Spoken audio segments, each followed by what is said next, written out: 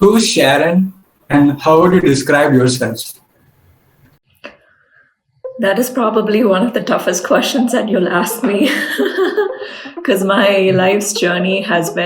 of my life's journey has been about finding who I am, finding myself, and trying to be true to it. So to give you a simplified answer, I would say that Sharon Angel is a good friend. She is happy and she is in a place of peace. And that itself, I think, is the greatest achievement that I can make for myself. Wow, that's great to hear. So I was curious, what is your daily life like? A lot of my life revolves around food. I know I don't look like that. People will be like, oh, what? You like food? Yeah, I know, I get it. But I think I really like to go out to eat. I like to get meals with whether it's someone who's new in my circle, whether it's a friend, whether it's a good friend, whether it's a longtime acquaintance. I really love sharing a meal with someone because I think when you sit down with someone and when you exchange, a meal, you get to have conversation with them.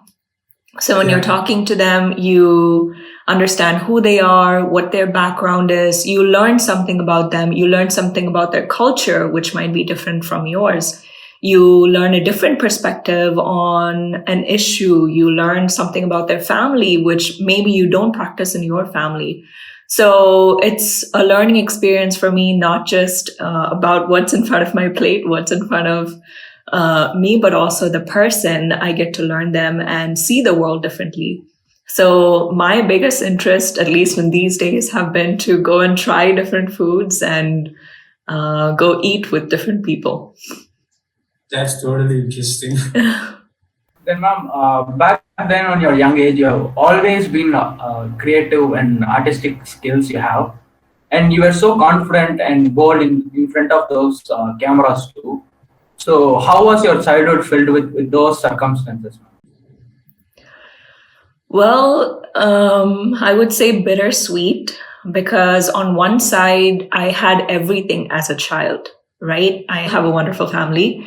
I had everything that a girl can ask for, whether it is at home, whether it is when I went to work, whether it's when I went to school, whether it is playtime, everything that I needed, I had. But also I had so much attention, so many eyes looking at me, and that built up a lot of pressure to perform starting from a very young age.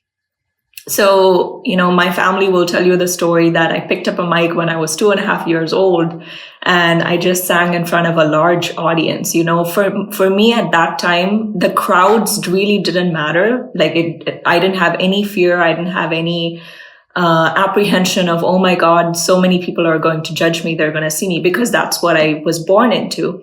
And then at 10, I started doing that on an everyday basis, on a weekly basis, where I started hosting shows. I started, talking to kids, and many adults watched that program as well. So there was all of these eyes on me to see what would I do next. So there was a constant challenge of not among anybody else, the competition of I need to be better than anybody else, but I needed to be better than myself. So that pressure of needing to do good in academics and needing to do good in family situations, needing to be the best in friend circle, needing to be the best in society. I think it's something that a child or a young person should not have to take on, because it also gives a sense of pride. And when you don't know who you really are, who you really are as a person, that can become a negative to finding who you are as yourself. So I will take all the good things that I had with my family and my friends, but maybe rethink certain parts of, the glory and the attention that I have. Would I change it? I'm not sure, maybe not. But, now looking back, I think it also gave me the creative skill to really get into media. Today, I love video production. I love media. I love being in this industry. And starting from that young age, I think it gave me a level up compared to everybody else. So I'm definitely grateful for that. Actually, I can feel the pain because other kids will be playing merry-go-round, where you are playing merry-go-world. Oh my gosh, yeah. Yeah, I mean, I used to hear kids in our opposite apartment, like they used to play after school, right? And we would be either getting ready to go for filming, for shooting, or we would have to like sit with a tutor. Sometimes we may have missed school, we may have missed homework, so we have to sit with our tuition teacher to like get with all of those classes. I think 10th and 12th standard was very hard for me because of board exams. Like normal, the average person, you all have tuition in the morning, then school, and then like all these class tests, and then you have like more tuition, more like work on the weekend. But then for me, because I had that other schedule as well, I was working from a very young age. So it was very difficult to kind of deal with the pressure of I need to be number one in my school because everybody knows me. Everybody knows my family background. So to be number one in academics, I was like, this is too much. If you can change one thing about your past self, what would it be, ma'am? I wouldn't change anything. It's been a beautiful life. It's been a beautiful journey. I mean, of course, there are, upsets, ups and downs, but it has made me who I am. All of those lows, all of those highs have strengthened me as a person and really like charged me to go out and discover, explore, and become who I am. So I'm very grateful for those experiences, and I wouldn't change anything about my past. So you just talked about changing your past self, which you didn't want to, obviously. So what comes to your mind when you hear the word change? Change is good. Change is difficult. Change is hard. But change is something that everyone must go through because only then you become your whole self. When we are little, we have different tendencies. We have there's a strong support system, especially when we are children. Whether we like it or not, sometimes also in the Indian society, parents, aunties, uncles, they will come and give you that extra, oh, let me do this for you. Let me help you with this, do that. Of course, they do it with good intention, but then there is that extra pressure of, you're already trying to find yourself as a teenager. You're already trying to find yourself as a person, but then like all the pressure around you amounts to, time. I have to be this person. I have to be this person now. But I think it's all good because when you don't have that support, then you don't have a solid base. So to change, to become who you are, at least to find out what you like and dislike, that is the first step.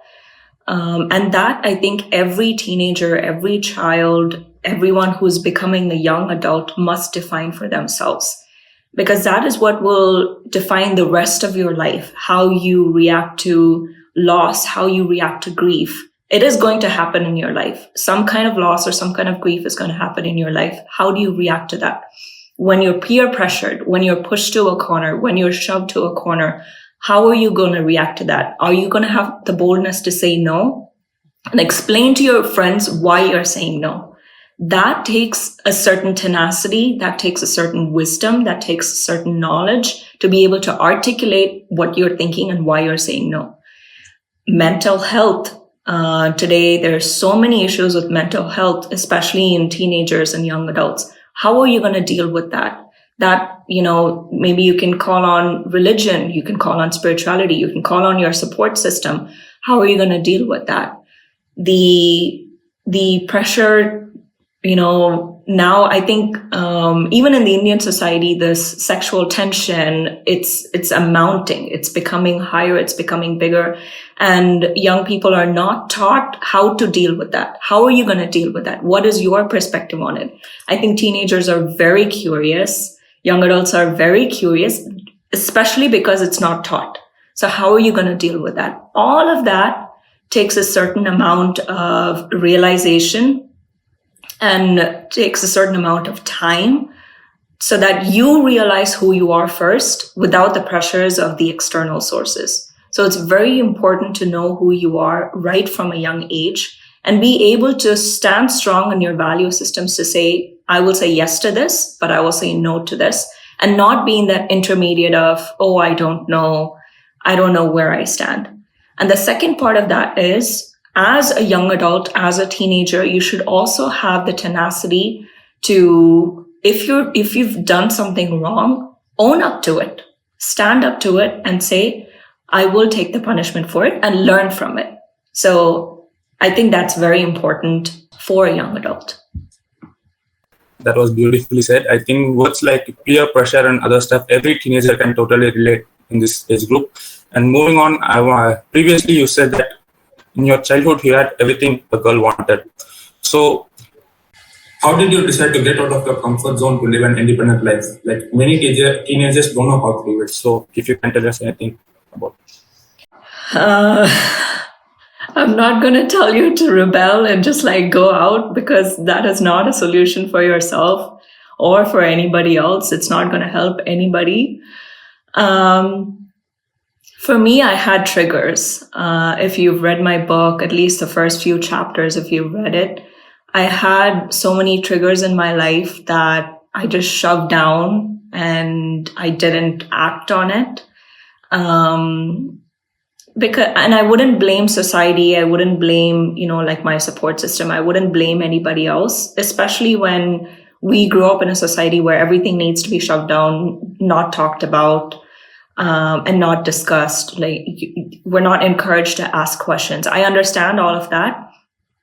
But at a certain point, I had to take the responsibility for myself to say, if I keep shoving my feelings, if I don't deal with the grief, the loss that I had faced, if I don't deal with all of these negative feelings of who am I, what is happening in my life, if I don't deal with the fear of the future, then all of that is going to amount, it's going to build up and then blow up somewhere. So I had to take the responsibility for myself to say, okay, first understand what my triggers are, what my fears are, where is this discomfort coming from? What are these discomforts exactly? So first I had to figure all of those out and then actually make a mind map of, okay, what are the situations around it? Are these external factors, or is this an internal factor that I can, work on it, whether it's with God, whether it's with my family, whether it's with my friends and, like acquaintances, my work relationships and so on. So how do I deal with that? Once you come to a place of realization of where you are, how you feel, and what situations are influencing you, then you will have an idea of what to do next. Then comes the actual responsibility of, are you going to work on it, or are you still going to shove those feelings and take the easy way out to say, yeah, it's happening, but I'm just going to be a negative person. I'm just going to be an angry person. I'm just going to be frustrated and like throw all of those angers and fits towards everybody I know. Then how you deal with that situation makes you who you are as a person. So for me, it took so many years, so many months. I did fail at many points to go back to say, this is easy. Let me be in the same position. Let me go back to, what I was doing before. I did fail a couple of times, but then every time I made one step, it was almost like I was making 3 steps forward, 4 steps forward. And that really built me to become who I am today. So living an independent life requires a lot of courage and faith in yourself. So what is your perceptive meaning of courage and faith? You guys are asking all tough questions. Like, you're not giving me any easy questions, but this is good. I'm glad you actually thought about this. What is courage? Courage is not the absence of fear, but the tenacity to override fear and be able to accomplish what you must as an individual. So to break it down, we as humans, fear is a human emotion. Fear is a human feeling, and we must recognize that fear is a possibility when we're making big decisions, when we're taking, life decisions. It is a possibility that we can fail. But then you also have faith, and you also have bravery and courage inside you. So the human mind is so strong. God has created the human mind so strong that when you can recognize fear inside your being, you can also recognize faith and bravery in your being.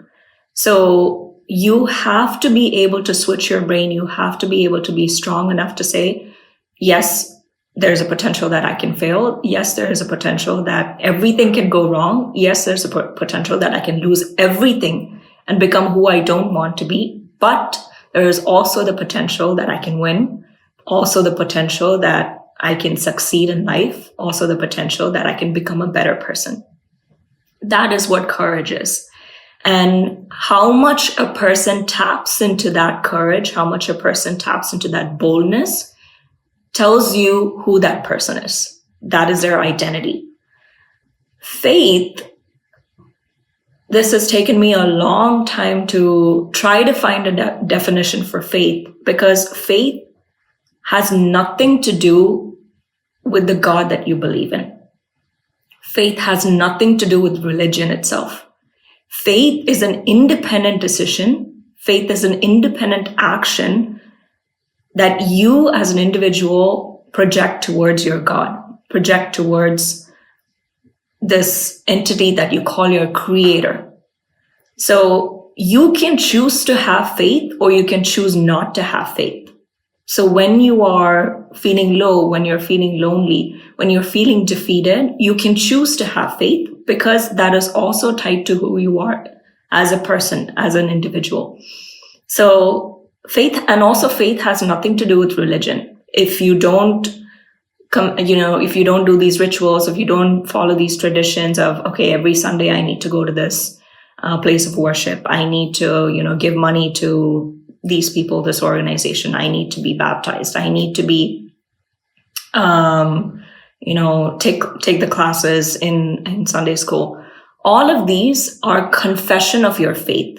You do these because you have the faith toward your God, that God will do these things for you. God is your protector. God is your guidance. God is your strength. And God is your friend. You have this relationship, this strong relationship that you have with God, depends on your faith. And because of that relationship is why you're going to a religious organization, why you're giving, why you're getting baptized. All of these are confessions and acts because you need it. You need community. You need to be part of a group of people who believe the same thing as you. You need that. But all of that is based on this relationship that you have, this relationship that you build.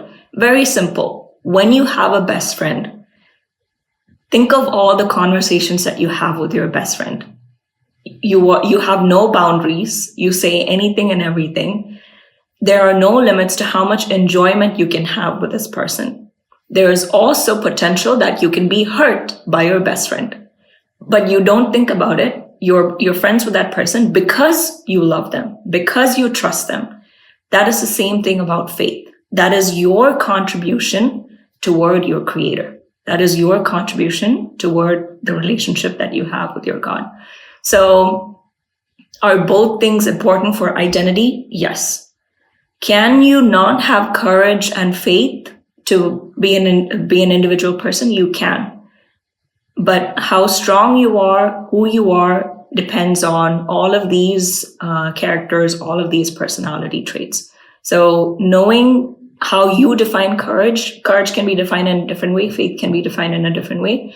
How you define it and what you do when you have to act on something using courage and faith is very important. And that shows who you are as an individual. Have definitely made us think in a new perspective. You have always brought up in a spiritual family. You've always been ministering to lots of people. What does spirituality mean to you? I think spirituality is becoming very, very popular these days. It's becoming a phenomenon where there are young people who are renouncing their religion and saying, I'm not religious. I don't want to be called religious, but they are spiritual. They want to be called as spiritual. So sorry to bring some school into this, but when I think about spirituality, there's this, what is it called? It's not probability, but those Venn diagrams of, how like you have 3 different circles and then like A intersection B intersection C. So that's what I think of. So it's like these 3 circles, right? 1, 2, 3. And then the intersection of that right in the middle is spirituality. So these 3 circles are emotions, your mental connection, your mental thoughts, everything that, your mind comprehends. So emotions and feelings, all of your mental thoughts, and then your physical self. So it's the intersection of all 3 where your gut feelings or your instinct lives. Number 2, your conscience is there. That is your connection with the spirit, connection with God. That's what we call in the Christian world.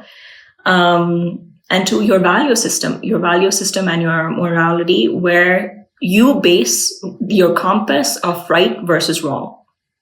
So the intersection of all of that is what spirituality is.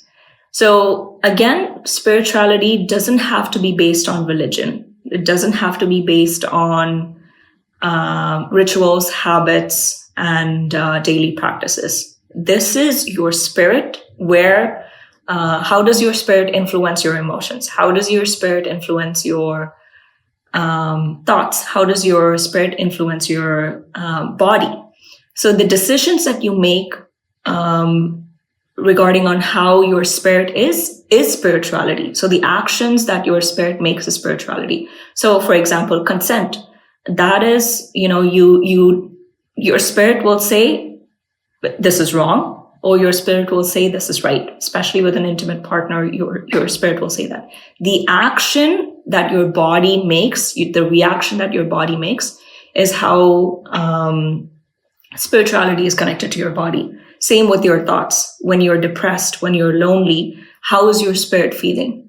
And then how is your mind reacting? Is it still in that low place? Is it still in that place that it cannot be free? Same with emotions. We're angry. We are frustrated. How is your spirit and how are your emotions? How is your heart reacting? So spirituality is a base where you have to constantly fine tune. And this is where change comes in. Our body changes, our thoughts change because we get a different perspective. Our emotions change depending on the people around us, the situations around us. So all of that, our spirit will still have a strong base, but then there will be differences. There will be different things going on with it. So you have to be in tune with your spirit. You have to be in tune with your conscience. You have to be in tune with your instinct, your gut feeling, so that your compass turns, right or left, good or bad, right or wrong. So all of that makes sense when you talk about spirituality. And when you have mastered this, then it's very easy to master yourself. Now, apart from this, I'd like to ask you, what is the hardship that you have faced reaching this far? What is the hardship I have faced reaching this far? Too many. I think one of the hardest things was being misunderstood, or being branded as something and then breaking away from it to become my own person. So it was almost like I was challenging a system, challenging a mold, which I really didn't feel like I fit in. And then I had to break away from that to be, this is who I am as a person. Then comes all of these other things. So the biggest hardship about that was communication. I constantly felt like I had to explain myself to people who didn't even know me, people who didn't need that explanation, to people who didn't deserve that explanation. If it's my circle, if it's my network, if it's my support system, of course, I understand that. I want them on this journey to becoming who I really am. But to people who don't know me, to people who don't need that explanation, why am I having this conversation with them? So there was this constant, I think I'm still misunderstood. I'm still, working on it. I'm still navigating to see what the best way possible is to navigate that. But I've learned patience. I've learned to be kind, because I might be going on a journey and somebody else, on the other hand, might also be going on a different journey. So navigating that with grace, with kindness, and then stability. I cannot change my word. I cannot change my promise. I cannot change something I have said. I cannot take something back, especially on the internet. I'm very aware of what I say, what I post, because I know that I cannot take that back. And I'm very aware that, so many young people, so many people are listening to what I say. I'm very grateful for that influence. So I want to take that very seriously and be able to impart perspective, impart kindness, all I want people to know is that you can do this with grace. So I want to be very careful about what I say. And that has taken a different journey for me to understand that these things are necessary when you're breaking away from a brand that you have been stamped to say, this is who you are. So yeah, I think the biggest issue that I faced was being able to communicate that with kindness and grace. I'm still working on it. Well, that's great to hear, ma'am. Even amidst of all these, you have managed to become a CEO of production company. So can you tell us about your leadership experience? I think from a very young age, I've been intentionally or unintentionally, I have managed people from a very young age. So I think like management and administration comes very easy to me because I'm used to it, or maybe it's something, maybe it's a personality trait that I have. So managing expectations, anticipating needs, providing an environment. I think the biggest thing that you do as a leader, whether it's a CEO or you're a leader of an organization, a spiritual organization, the biggest thing that you would do is to anticipate the need of your staff and the end user, your client, your audience.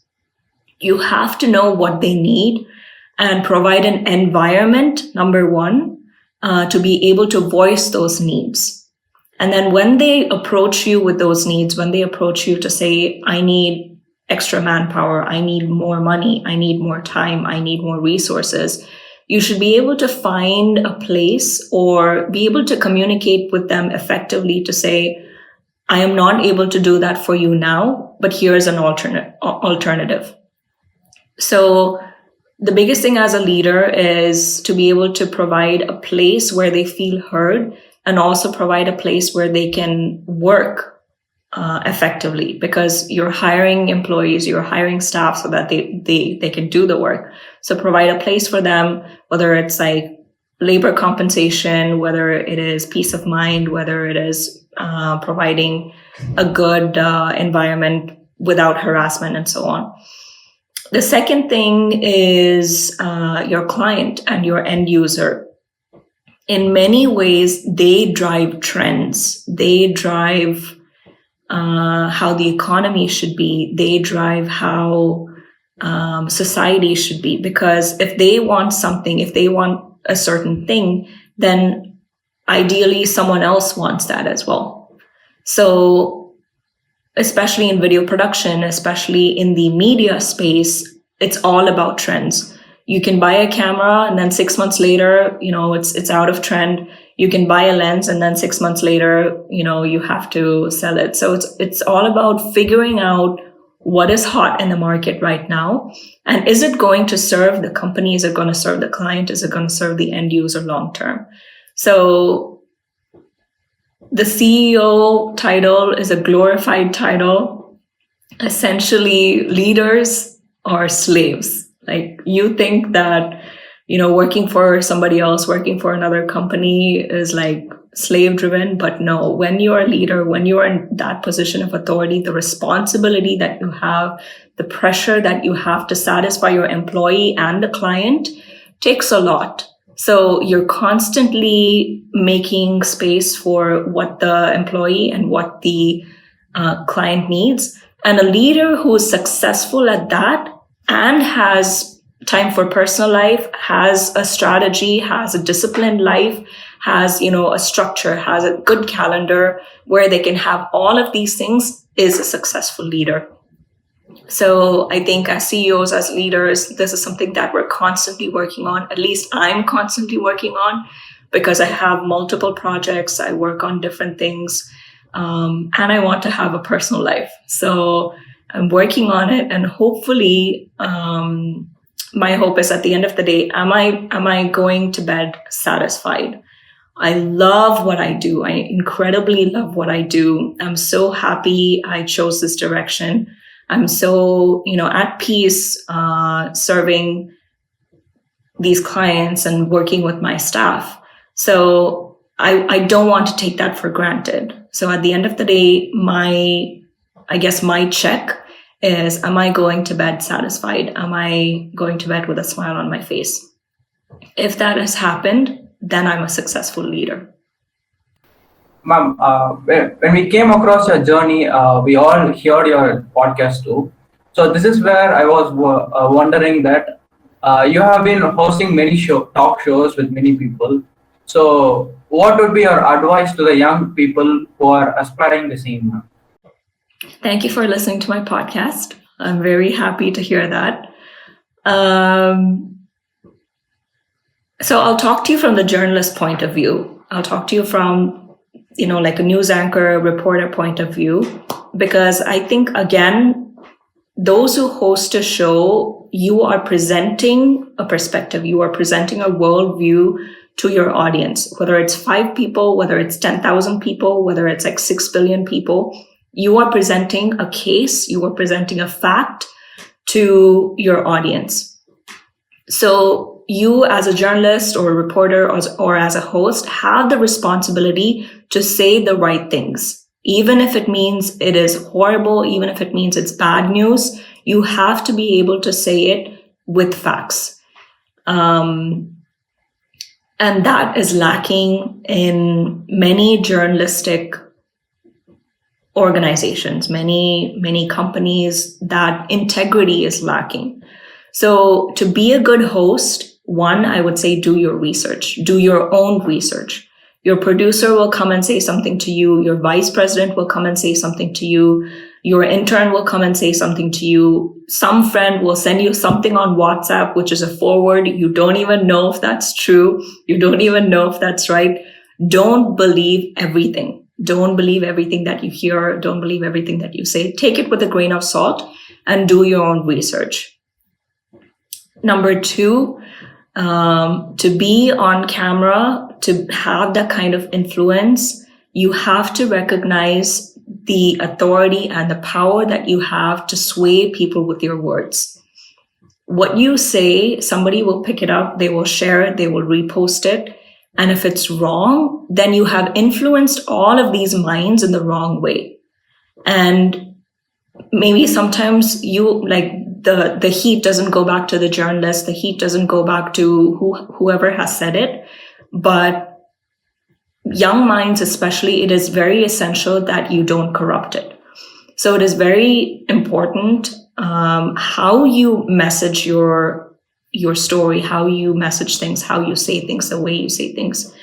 Number 3, being in front of the camera, it is very important that you take care of your physical self, you take care of your mental health, and you take care of your emotional self.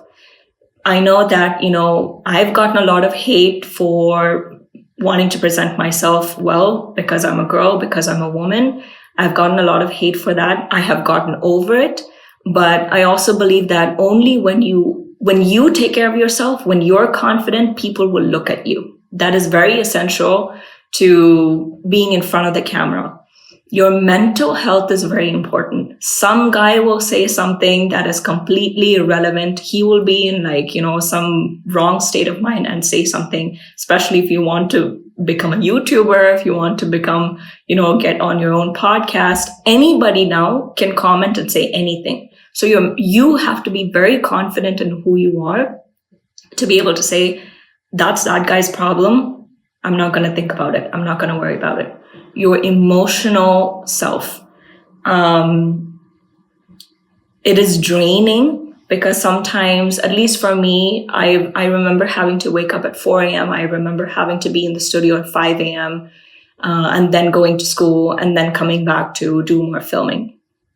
The pressure of carrying all those people, you're not necessarily responsible for your audience, how they think and how they feel. You're not necessarily carrying all of those people on your shoulders, but you are responsible for the things that you say, right? So the emotional toll that it takes to constantly be on, constantly be pressured, you have to know how to manage that emotional pressure as well. So you have to master these 3 things. So I'll say that again: do your research, do your own research. And be responsible for what you say. The way you communicate your messaging, make sure it's done in the right way so you don't negatively influence somebody else's mind. Number 3, the way you present yourself, physical, mental, and emotional. Especially don't yell, don't be angry, whether it's a social issue, whether it's something going on. Yes, it can be an issue where you have to be mad, but yelling at someone and, being frustrated, communicating that in a negative way is not going to get you anywhere. So I would say these are the 3 things that I would say work on or start to work on or think about when you are trying to become a host. We all know that you are a person who voices out her opinion on social issues and problems firmly. And speaking of which, do you think gender equality and women empowerment is the same, according to you? No, I think they are very different.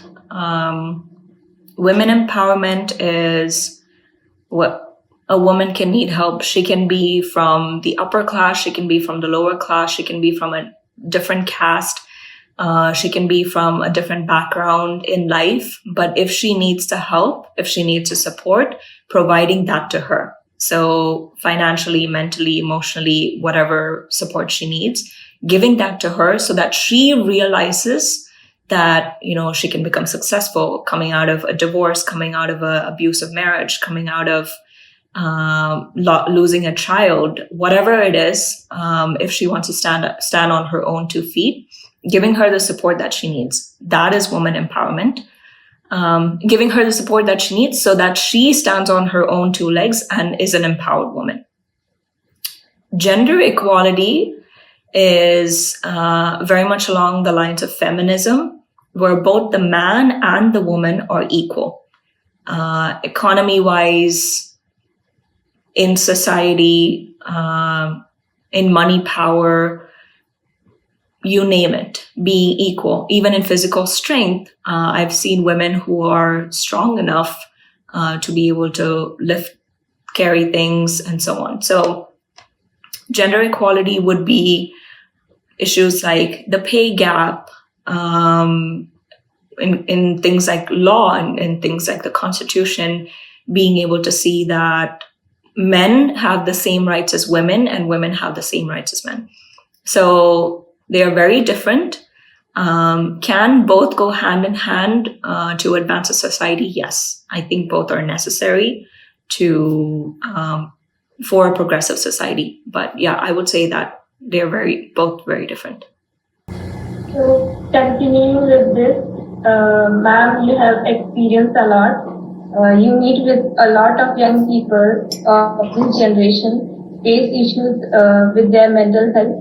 So, what will be your advice to them? Breathe. Just breathe. Take a second and breathe.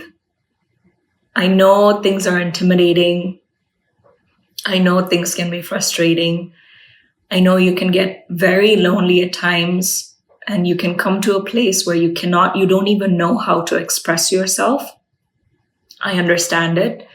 And it is understandable in this generation, in this political climate, in this generation, it is understandable why you feel like that. So take a second and breathe. And number 2, come to a place of realization. So what I told you about understanding what you're feeling, you have to sit down with your emotions, with your thoughts, sit down with all of that and have the courage to ask yourself, what am I feeling? Why am I feeling this? Is this triggered by an external factor? So your mom, your dad, your family, school, your college, education, work, society. Did you see something on the internet? Did you see something on the street that triggered you? All of these external sources. Or is it internal? Are you thinking about, are you overthinking? Are you overanalyzing? Are these thoughts, did you make these up in your head? Come to realization, come and sit down with those thoughts and ask yourself, how did this start? How did this initiate? And then have the courage to ask for help. Sometimes we all need help. We all need help in some ways. Maybe it's not your parents. Maybe it's not a spiritual organization. Maybe it's not, law. Maybe it's not therapy. Whichever you need, all of these resources are available to you. Maybe you just need to talk to a friend about it. Ask for help and get the help. So depression, I want to actually talk about this. The word depression, I think this generation is using it very loosely. When you have depression, you're in a completely different state of mind where you're either not functioning at a person at all, or you're functioning at a very high capacity that is draining. So you have to be very careful the way you use that word, because even if you're not depressed, you can psych yourself into being sad. You can psych yourself into being lonely. You can psych yourself into being something that you're not feeling. Maybe you're sad. Maybe you're lonely. Maybe you're just frustrated. Maybe you're tired. Maybe you're just tired. So analyze that and use the right definition for it. And don't try to, get healing, try to medicate, or try to do something that you don't need. So, and also another thing that I'm figuring out with this generation I'm going to be very harsh with you. I'm going to be very honest with you. Your generation is lazy. Yeah. We agree, ma'am. Yeah. Agreed. Right? So there is one set which is like, I want to do this. I want to fight for this, which is great. You guys are so smart. You are, you have the power. You have the thought to want change. You want things to change. You have the power to influence people, especially with social media. But on the other side, oh my God, you guys are lazy. And it also comes from not having the tenacity to bear a discomfort. Everything has been so comfortable for you. I'm not trying to compare my generation with the next generation, but society is like that. With the power of your phone, with the power of internet, with the power of your computer, you can get anything that you want. You want food? There's an app for that. You want mental health help? There's an app for that. You want homework? You get on an app. Anything, it can come to you in the palm of your hand. So there's no point in blaming just you guys to say, this is how you do things. But you also have the power to influence. You also have the power to change. some random guy, some random girl can post anything on social media, and just like that, it will catch like wildfire and go through the internet, go through the waves. So you have to recognize the power that you guys have and use it for good instead of using it for the worst things, the easy things. It's easy to be lazy. It's easy to be discomfort. It's easy to complain and say, I don't have this, I don't have that. But what you don't have, you have everything. You have so many things in the power of your hand. So use it wisely. So for mental health, I understand your frustration. I understand where all of that is coming from, but take time to make yourself better. Healing, you have to have healing for your mental health. I think it is very important. But it's not just spiritual. Healing is not just spiritual. You can go to a church, talk to a pastor, talk to your spiritual leader, whoever you look up to, talk to them, ask them to pray for you. Of course, it is necessary. But your mind is strong enough. Like I said, if it faces fear, if it faces loneliness, then it can also face courage. It can also face faith. It can also have the tenacity to come out of that. Recognize that and tap into that. God has given you a strong brain. God has given you an incredible brain. Use it. Your emotions, your heart. Sometimes the things that you put in your heart is dangerous, is unnecessary. You're hurting yourself. Especially as teenagers, I'm going to be very blunt with you. You will have all the attention you can get from guys in your school, from the girls in your school. You will get attention from society. You will get attention from your family. You will get attention from everybody. But ask yourself, is all of that necessary? Watching TV for, like, what are you consuming? I won't say don't watch TV, don't watch movies. I think there are incredible stories out there.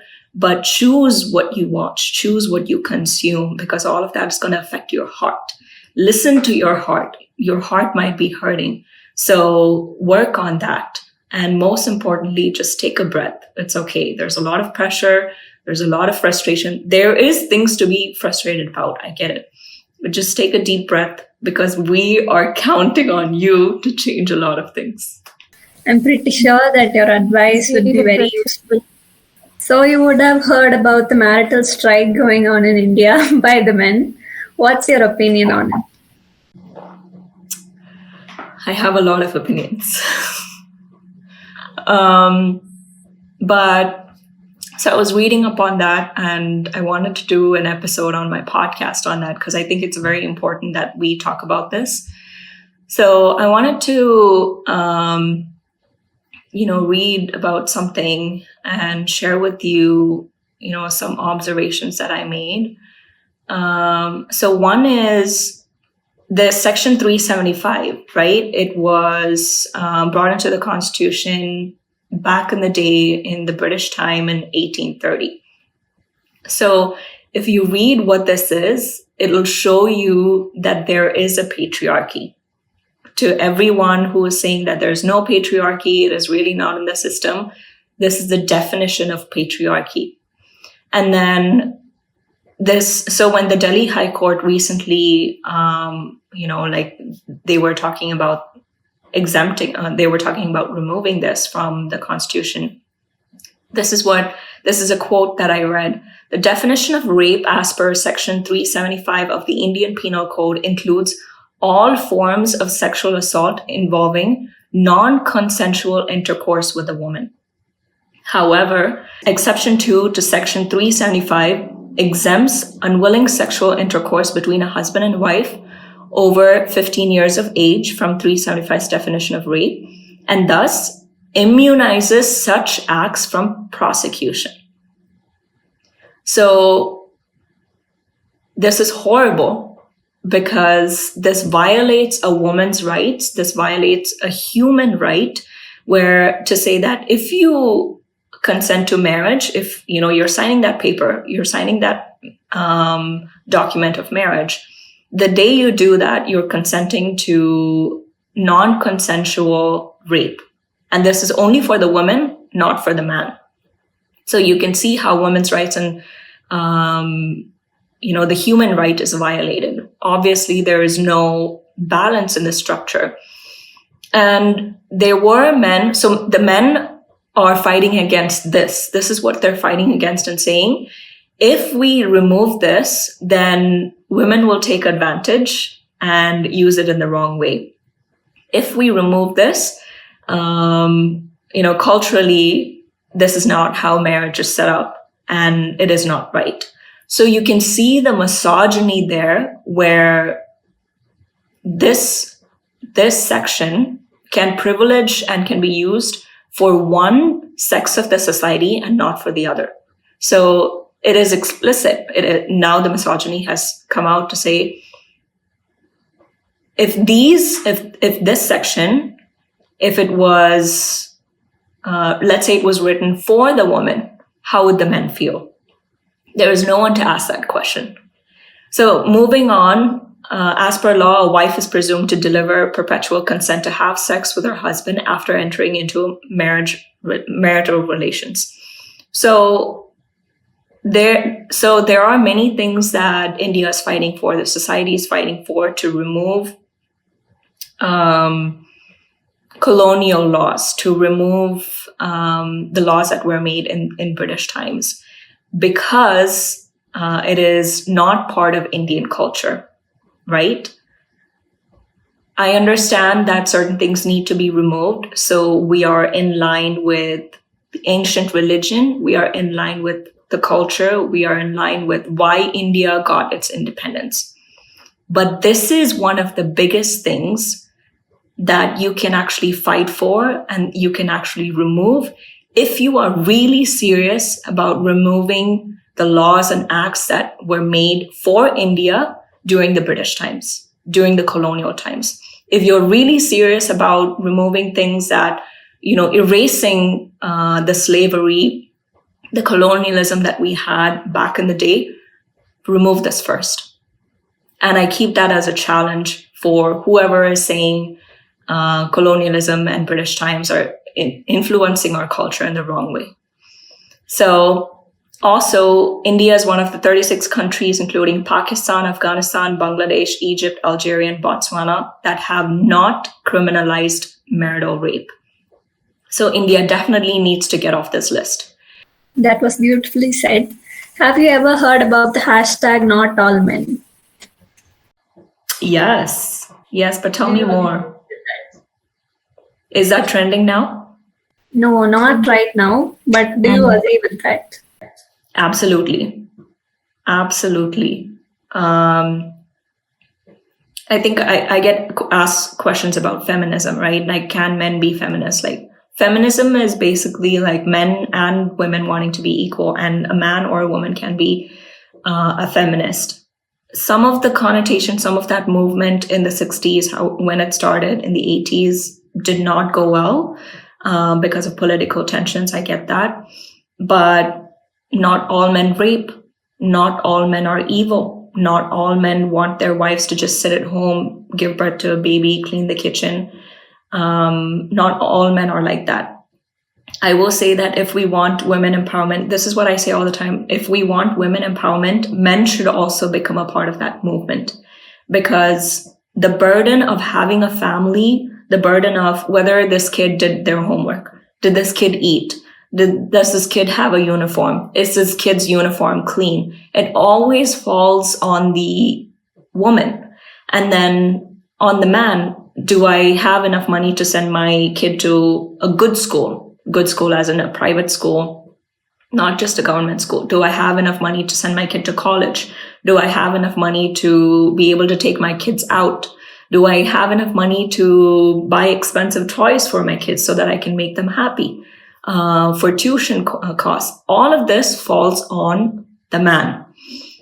So there are gender roles where in the Indian society, in a lot of ways, of course, this is changing, but the woman has to sit at home, take care of the emotional needs of the husband and the kids and the in-laws as well. And the man is just sitting there trying to make money so he can support everybody. So he has the mental stress that goes with all of that. That needs to change, because at this point in time in our society, both the men and women are working. Both of them are bringing an economic stability to the family. Both of them need to bear the emotional toll of bringing up a child. Both the men and women has to understand what it is like to have in-laws in the family. There are things that the wife might go through, but there are also things that the husband might go through. So both of them have to deal with that. Emotions, mentally, physically, the physical needs. Most of these, rape issues, most of these issues are coming because physically the man and the woman are not satisfied. How do you satisfy that? Intimacy. Talk about intimacy. There are so many violations with intimate partners. How do you battle that? So these gender roles need to change. These implications that this gender has to take care of this and this gender has to take care of that needs to change. When that changes, then the hashtag NotAllMen will become 100% real. And that's why we are counting on you. You as fathers, you as mothers, how are you going to raise your children? How are you going to treat your wife? How are you going to treat your mother? How are you going to treat your husband? All of this will determine on how your generation takes it forward. Are you going to take this seriously? Because today you're seeing this on the news. Tomorrow, if you don't take this seriously, you will see it in your house.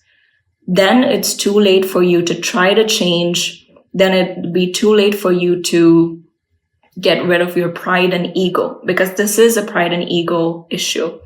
And not all men are like that, of course. There are men who want their wives to be successful, have their own life, have their own dreams, and be able to accomplish all of that.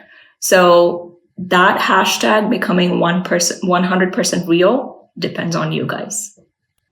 Thank you for sharing with us your view, your opinion on this sensitive issue, ma'am. I personally think I have a much better understanding after hearing your opinion on these issues, ma'am. Ma'am, we all have received a fair amount of advices and lectures. What do you think was the best piece of advice you ever received? I've received a lot of advice too. Sometimes unsolicited advice. But I'll say the best one was from my dad. From a very young age, he has told me personally that if I want to be a leader, I have to learn to be a servant first. And I've tried to take that very seriously, to understand what service is, to have a mission mindset, to have a life of service, to be able to dedicate myself to that and be real, honest, truthful, transparent in that journey. And I think he was spot on, because only when you serve do you come to a place of authority to have a word on decision making, because it gives you experience, it gives you courage and confidence, it gives you longevity. And only when you have served your time, I think time is a big thing. You can't just do something for 2 months, 3 months and become an expert at anything.